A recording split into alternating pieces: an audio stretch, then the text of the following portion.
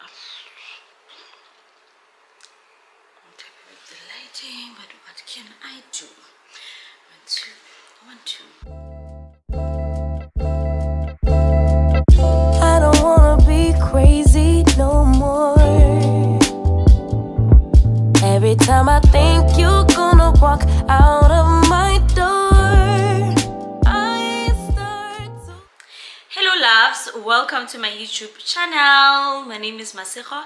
If you're new here, hi, welcome. If you're a returning subscriber, thank you so much for returning. And if it's your first time here, thank you for subscribing. I hope you're going to stay and become a part of my small family. Yo, I need to find a personalized intro for myself, but one day I'm gonna get it, you know. All right, so I decided to make a video today. It's quite late, I am exhausted, but I have to make this one. So if you haven't watched my previous vlog video about my experience purchasing an apartment at the Blyde, please go and watch it. This is basically a continuation of that video, you know. So I wanted to talk more about bed and breakfast, why I decided to go for it and what I learned out of it, the do's, the don'ts, what I could improve on, and I hope that this will help someone else who's watching, you know. All right, so I decided to do Airbnb because number one, I love money. I don't think there's anyone who doesn't love money. I love money, so I decided to do a bed and breakfast, mostly because I thought it was proper investment in terms of the future, and you know, it's a business that can go from generation to generation. And yeah, I think it's one of those things that we have to invest in as working individuals, you know, businesses that we can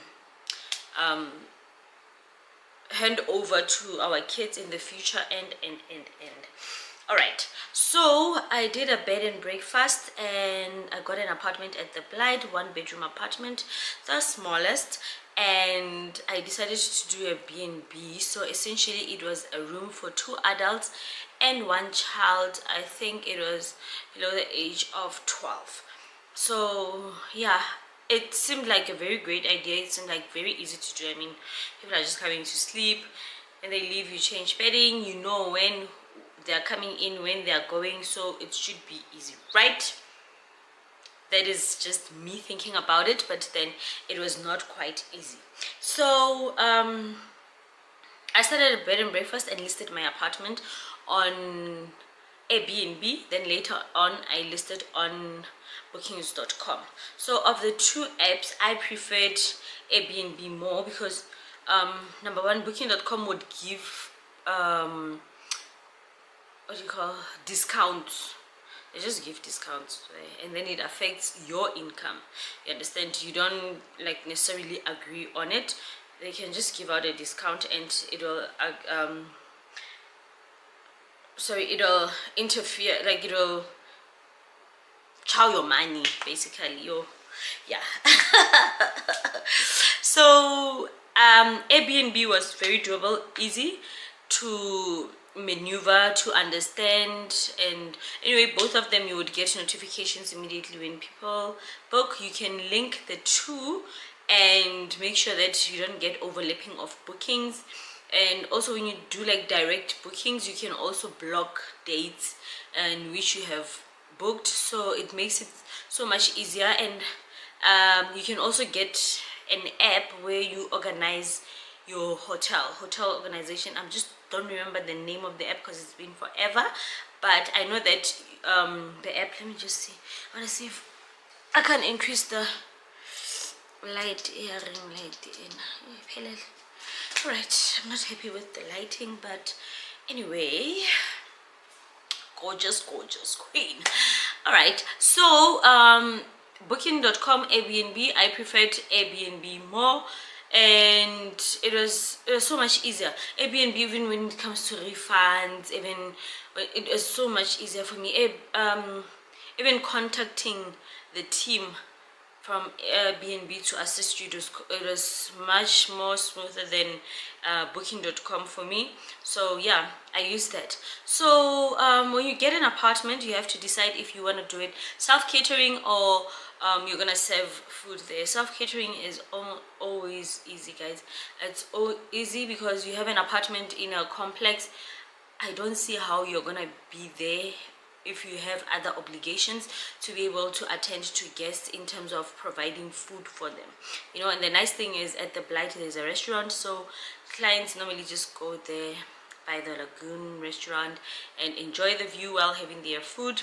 That is absolutely amazing. And then we have, so I decided to do a self-catering.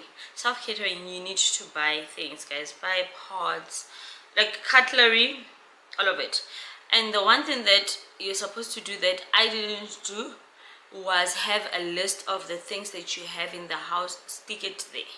Your totals, stick it there, so that the cleaner the next day can come and count what's going on.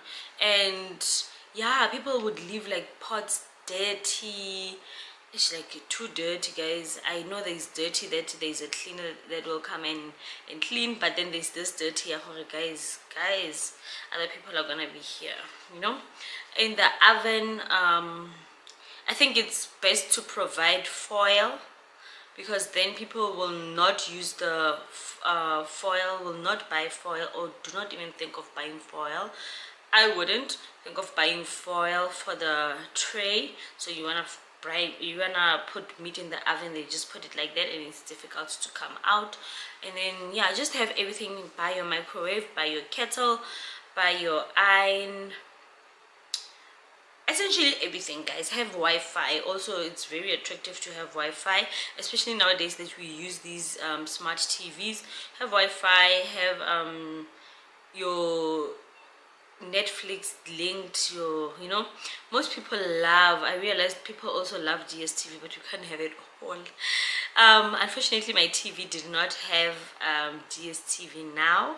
It was not supporting DSTV now, so that was also another issue. So if you get a TV for Airbnb, just make sure that it has that, because if you're using the DSTV at home, then you can also put it on the TV for people that prefer watching, you know, your SABC 1s, 2s, and all right. And it comes to bedding, have a lot, guys. Have a lot. The weather changes, it's unpredictable, and it becomes an inconvenience when now towels are damp. Airbnb, when towels are damp, and it's just not cool, you know. And you also need to have a reliable cleaner, you know, a reliable lady taking care of the place, so you know there's no way your clients are gonna come and find. And also you need to work like halfway with your cleaner, honestly, because if you don't have certain things, they need to improvise. It's not fair, and they struggle a lot in making sure that things are like 100% for the clients. It becomes a mess. So I had a couple of those where sometimes I would have my cleaner do not come and clean. Maybe she's so busy with other apartments, or until I got this other lady. She was very, very reliable, guys. Even on, like, if it starts raining, she would go so that she can just clean on the balcony, and you know, I would compensate her accordingly. And what else? Yeah, just to clean. If you book number of days, then they can come and clean as well, because it can't be like every single, if you're booking for 1 night or 2 nights, and if you're booking from 3 nights, then they come and clean and you know, and change the bedding, etc. And what else? Yo, guys, you need to buy strong beds. Yo, ngare uga reka bed ya le planka, butsi le planka, ha ke le planka. like Leplanka, guys, it's just not any bed. Yo, I had to replace my bed I think twice, and I was not happy at all that I started looking into making a bed, like having a guy get this strong wooden bed basis. Oh, because your kids are very active, so you need to get a bed that is really like really extra really strong, you know. Get it's very important to put in an aircon, guys. Put in an air conditioner.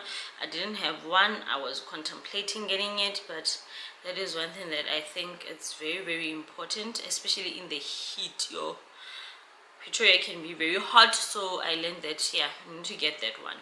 Get a fan, get yeah, things like ironing board or ironing, guys. I just think it's common sense. You know, people are gonna get there. Now you need to buy quality ironing. Oh God, you will be cleaning the iron like I did. Way, and I would feel so bad because I'm like, I visited those about because I just had to keep cleaning it. So yeah, obviously it's one of the things that that I learned from, that I really need to invest in a good iron. If I have to, there's this wire they use in hotels where they clip it onto the ironing board so you don't live with it. You know, people take things also, so just to make sure that people don't live with the iron. That, what else?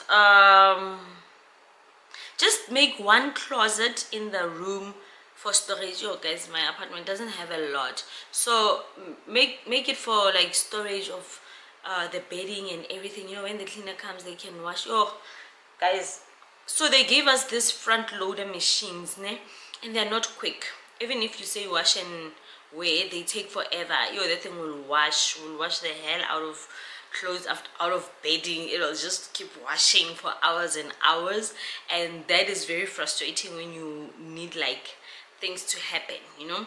So if you can get like a storage where after all is done, the helper can just come and pack the things nicely.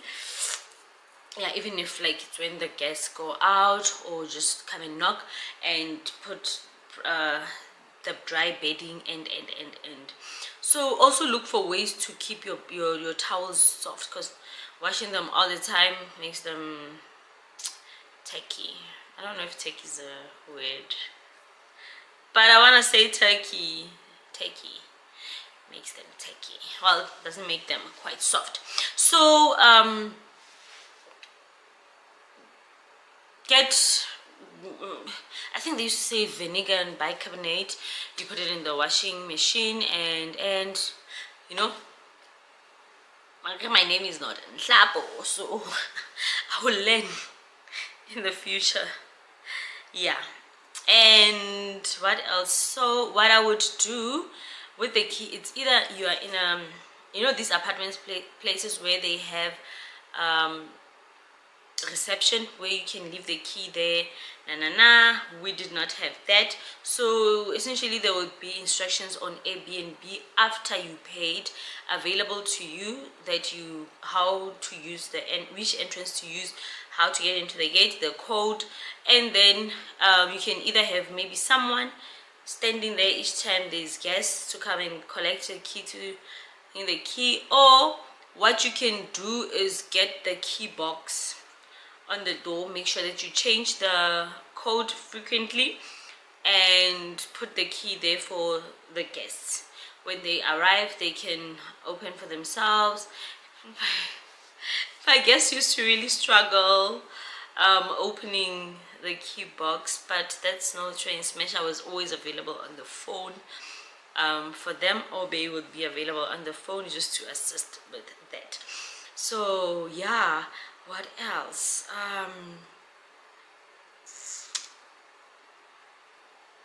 Yo, the curtain, guys, the curtains are so heavy. curtains are very heavy. The curtains that I made were good quality, but they were very heavy. So imagine when it comes to having to wash them and. So I think trying like buying clothes, the blinds is better. Buying blinds. Buying blinds is better. And light curtains, guys, stick to light curtains, but also buy quite a few. What's happening? Buy quite a few so that you can interchange them in between your clients visiting. You understand? Make sure that once in a while you go check your apartment for things like if you have a cleaner and you hardly ever go there, you can't just rely on them for things being 100%. Just go there, go check, check the spoons, check everything, guys. You know. What else? The girl is tired. What have I learned, or what will I do better? I think I've been saying it as I go. So number one, I have learned that I have to be like, I have to plan ahead. So properly, when I do get back on Airbnb, of which I don't know when is it gonna be, I will like draw up a proper plan. I'm going to invest in buying a lot of bedding, a proper bed, tons and tons of cutlery, and yeah, I think I will stick with the lady that was helping me. I hope that I'm gonna find her numbers, because you're my phone, but I hope that I'm gonna find her numbers and then I can still continue with her, you know, because she was really helpful and she was understanding, and she also liked my apartment. So that for me was a bonus, because I don't want someone just feeling like it's just a job, but they should care, you know, care to see people come and go, care to see, like, to see to it that people are comfortable in my place, and so yeah. I remember this one time I had like an emergency. I had to drive from Pretoria to the Blyde because I'm having clients coming and my helpers know it to be found. Guys, I don't know the name of that road. I almost said Bahama N4. Get on that road really quick to go and do it myself. So sometimes it comes to that where I had to go and clean the apartment, and like, it's quite small. Go and clean the apartment with Bay helping me out and just making sure that it's ready for clients when they do arrive, you know. Be in good terms with your helper so that when they burn your bedding or whatever when they're ironing, at least you get to know, you know. So yeah, there's a lot of things that I'm going to change in the apartment, and I hope that, I really hope, oh my god, do I even have pictures, recent pictures? Oh gosh, where will I get them? I need the pictures from before so that I can be able to show you guys the before and the after. And yeah, I don't know, I think that covers just about all the logistics of having a B&B and how I navigated when I was there, what I learned. And yeah, I don't know what else can I say. If you have any questions in the comment section, please like this video if you enjoyed it, if you have learned something from it, and please remember to share it, to comment. And yeah, I think that's just about it, guys. Let me see, just a second, because I had made notes on my phone.